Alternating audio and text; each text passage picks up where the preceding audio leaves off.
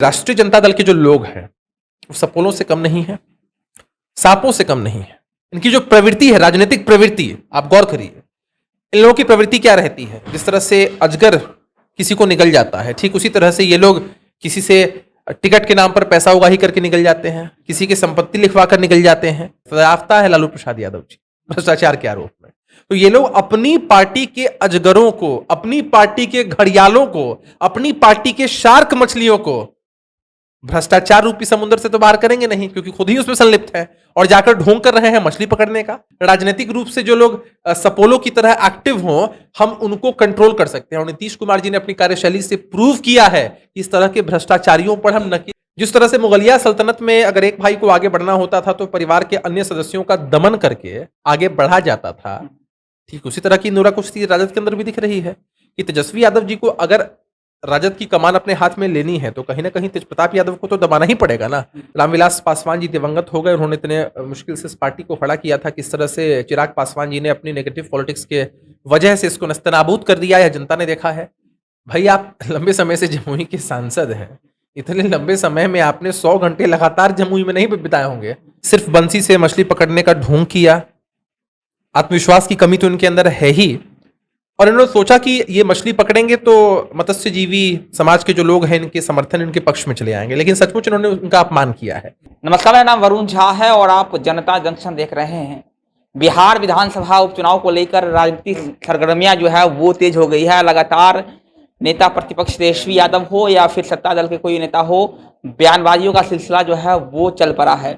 इसी बीच कल तेजस्वी यादव कुशेश्वर स्थान पहुंचे थे जहां पर वो मछली पकड़ते हुए दिखाई दिए थे। मछली पकड़ने के बाद तेजस्वी यादव ने ट्वीट किया और कहा कि आज छोटी मछली पकड़ा हूं, कल बड़ी मछली पकड़ूंगा। अभी हमारे साथ जदयू प्रवक्ता अभिषेक झा है, बातचीत करेंगे अभिषेक झा से और जानेंगे कि आखिरकार जो तेजस्वी यादव ये दावा कर रहे हैं कि वो दोनों सीटों पर फतह हासिल करेंगे, क्या कितनी उसमें सच्चाई है। क्योंकि तेजस्वी यादव लगातार जो है आप देख रहे हैं शताब्दी समारोह बनाया जा रहा है और चुनाव प्रचार तेजस्वी यादव कर रहे हैं और उसके लगातार ये कह रहे हैं कि वो दोनों सीटों पर फतह हासिल करेंगे। किस तरह से देखते हैं आप? कि मैं बारी बारी से आपके सभी सवालों का जवाब दे देता हूं। आपने जिक्र किया कि तेजस्वी यादव जी ने मछली पकड़ा, सूट बूट वाले नेता हैं ये लोग, कुर्ता पजामा पहनते हैं एक नंबर, सिर्फ बंसी से मछली पकड़ने का ढोंग किया, आत्मविश्वास की कमी तो इनके अंदर है ही।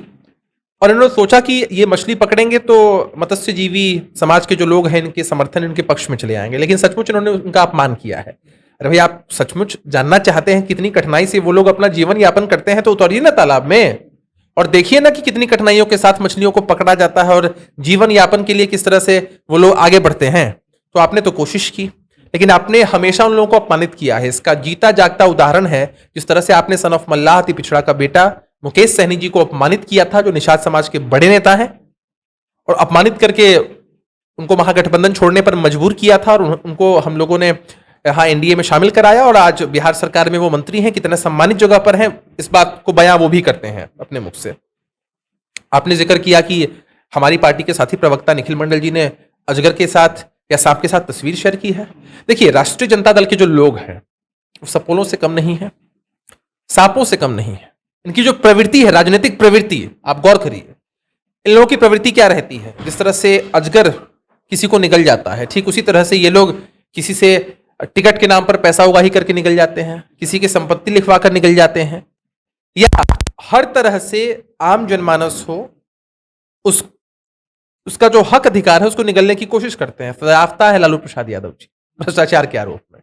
तो ये लोग अपनी पार्टी के अजगरों को, अपनी पार्टी के घड़ियालों को, अपनी पार्टी के शार्क मछलियों को भ्रष्टाचार रूपी समुद्र से तो बाहर करेंगे नहीं, क्योंकि खुद ही उसमें संलिप्त है और जाकर ढोंग कर रहे हैं मछली पकड़ने का।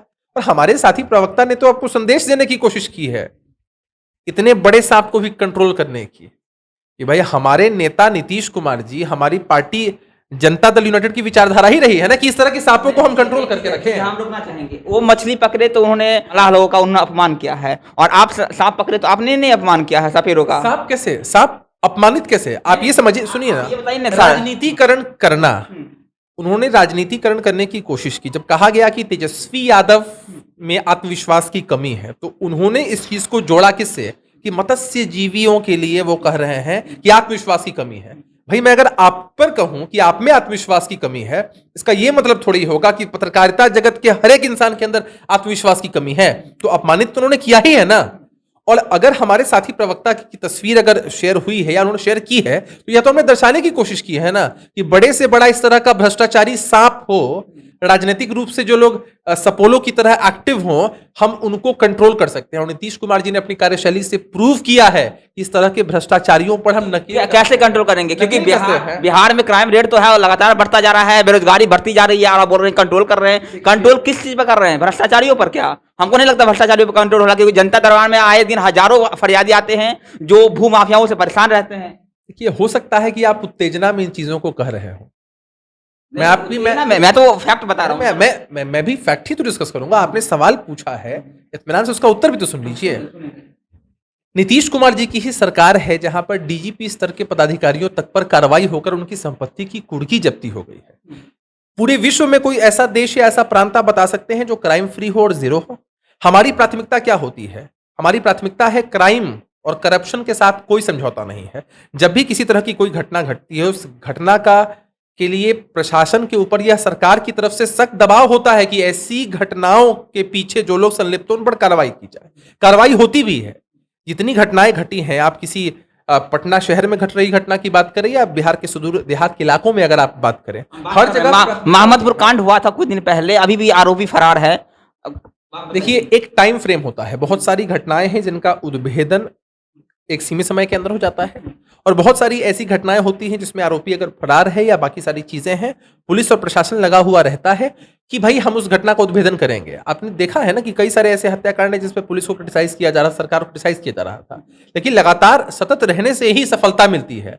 अरे पहले के दौर से आज के दौर को अगर आप कंपेयर करेंगे, क्योंकि चूंकि आरोप जो हम पर लगाते हैं वो लोग तो खुद ही इस चीज में संलिप्त हैं ऊपर से लेकर नीचे तक, तब हमको याद कराना पड़ता है ना कि भैया अपना दौर एक बार याद कर लीजिए कि किस तरह का माहौल था। आप लोग भी इस जमाने के हैं, आप लोग भी अगर अपने माता पिता से बात करें, बड़े बुजुर्गों से बात करें, आपने भी एक्सपीरियंस किया होगा। दौर में तो बदलाव हुआ है, इस बात को तो कोई नकार नहीं सकता है।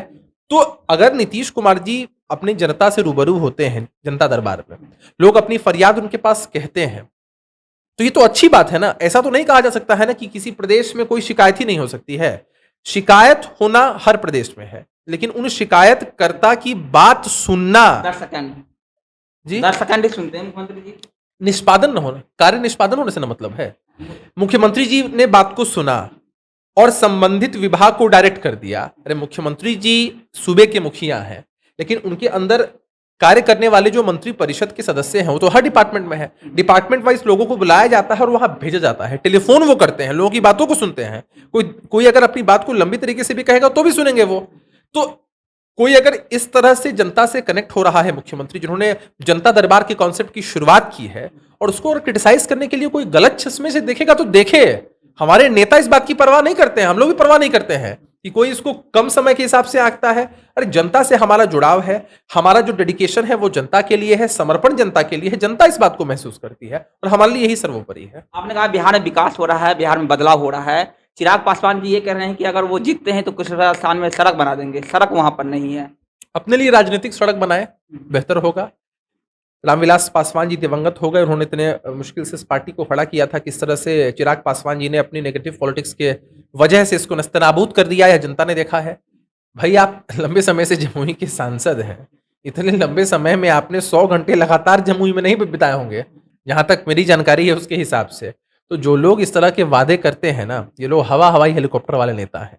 वो तो कहिए कि अब राजनीतिक जमीन खिसक चुकी है, राजनीतिक अस्तित्व पर संकट है, तो उसको बचाने के लिए कुछ तो करना पड़ेगा। तो इसलिए इस तरह की बातें वो करते हैं, उनको करने दीजिए। जनता ने बीते विधानसभा के चुनाव में भी उन पर विश्वास नहीं किया था, आने वाले किसी चुनाव में उन पर विश्वास नहीं करेगी, फिर वापस दिल्ली को ही जाना पड़ेगा। जनता का प्यार मिल रहा है।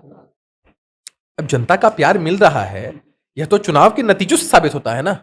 चुनाव में जिस तरह के परिणाम उनके लिए आए थे, जिस तरह से उनकी पार्टी में टूट हुई, जिस तरह से नेता मानने से उनको इनकार कर दिया गया, तो कहीं प्यार तो नहीं दिख रहा है। फैक्ट पर आधारित बातें होनी चाहिए भाई। जनता उनको कभी अपना आशीर्वाद तो दे नहीं रही है। आपके ही गठबंधन के प्रदेश अध्यक्ष बीजेपी के संजय जायसवाल जी हैं, वो कहते हैं कि तेजस्वी यादव औरंगजेब की तरह हैं।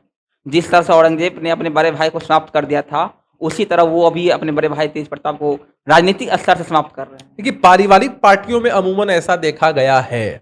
आप देश की किसी भी पारिवारिक पार्टी को उठाकर देख लीजिए, जिस तरह से मुगलिया सल्तनत में अगर एक भाई को आगे बढ़ना होता था तो परिवार के अन्य सदस्यों का दमन करके आगे बढ़ा जाता था, ठीक उसी तरह की नूरा कुश्ती राजद के अंदर भी दिख रही है कि तेजस्वी यादव जी को अगर राजद की कमान अपने हाथ में लेनी है तो कहीं ना कहीं तेज प्रताप यादव को तो दबाना ही पड़ेगा ना। तो भाई जो पहले हुआ करता था उसी का राजनीतिक रूप अब देखने को मिल रहा है, तो ये तो ठीक ही बात आप है। ये बोल रहे हैं बड़े भाई को दबा कर वो आगे बढ़ना चाहते हैं। ये मैं क्या कहूंगा, आप बिहार की आम जनता से जाकर पूछ लीजिए, कौन नहीं समझ सकता है। जिस तरह से तेज प्रताप यादव ने सोशल मीडिया के माध्यम से भी कहा कि हमको अगर कमतर आंकोगे, हमारा मजाक बनाओगे तो हम तुम्हारी राजनीतिक धज्जियां उड़ा देंगे। क्या है भाई ये सब, किसको संदेश दे रहे हैं और किनके माध्यम से किसको कैसे नीचा दिखाया जा रहा है, कौन नहीं समझ रहा, हर कोई समझ रहा है इस बात को। शुक्रिया बातचीत करने के लिए। ये हमारे साथ जदयू प्रवक्ता अभिषेक झा जी। और लगातार जो है सियासत गर्म हो गई है विधानसभा उपचुनाव को लेकर, लेकिन देखना ये होगा कि जब चुनाव होते हैं तो क्या नतीजे निकलकर सामने आते हैं। बने रहिए हमारे साथ। मेरा नाम वरुण झा है, आप जनता जंक्शन देख रहे थे। बहुत बहुत धन्यवाद।